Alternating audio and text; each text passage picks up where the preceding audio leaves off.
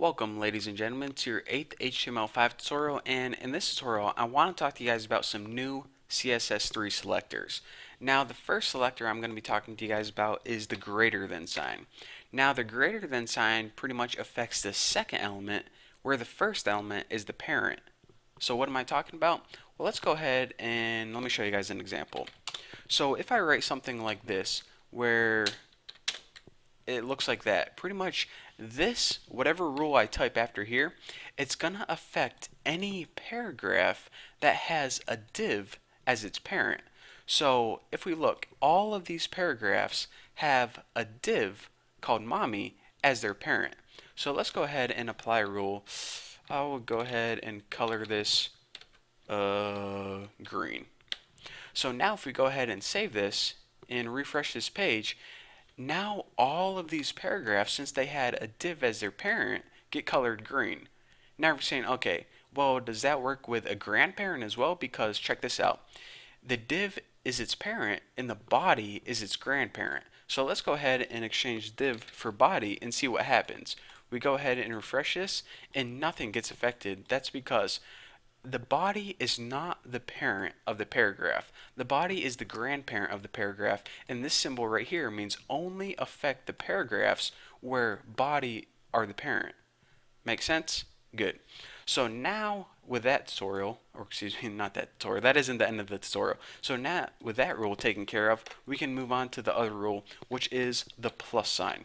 Now the plus sign is another new selector that we got with CSS3, and it pretty much means affect the second element when it immediately follows the first. So that's kind of weird. And another thing is that they must have the same parent.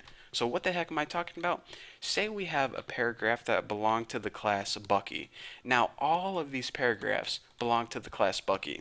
So I'm just going to go ahead and write Bucky plus paragraph.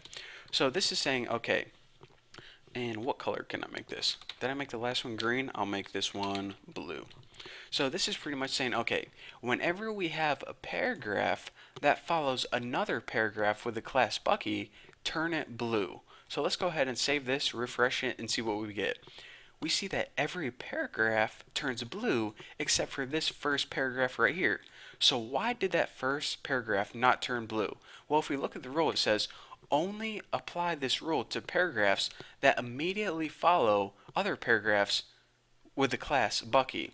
And since nothing was before this first paragraph, that's why it started at the second one, because this one follows a paragraph with the class Bucky, this one does too, this one does too, and this one does too. This one, however, follows a div tag, so that's why that isn't affected. And another thing is, whenever we have a rule using this plus selector, they must have the same parent. So we can't have, a paragraph right here and another paragraph right here and expect it to be affected. They must share the same parent, which is the div tag, in this case, mommy.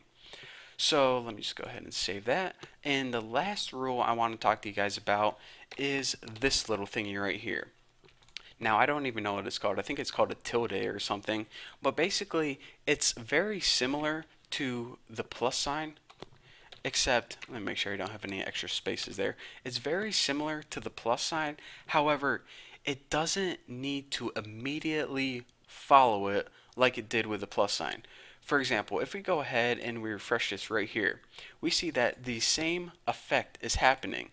However, if we go ahead and add a span somewhere in the middle here, let me just go ahead and add a random span with hello hamster. Kind of spelled that wrong, but it doesn't matter for this tutorial.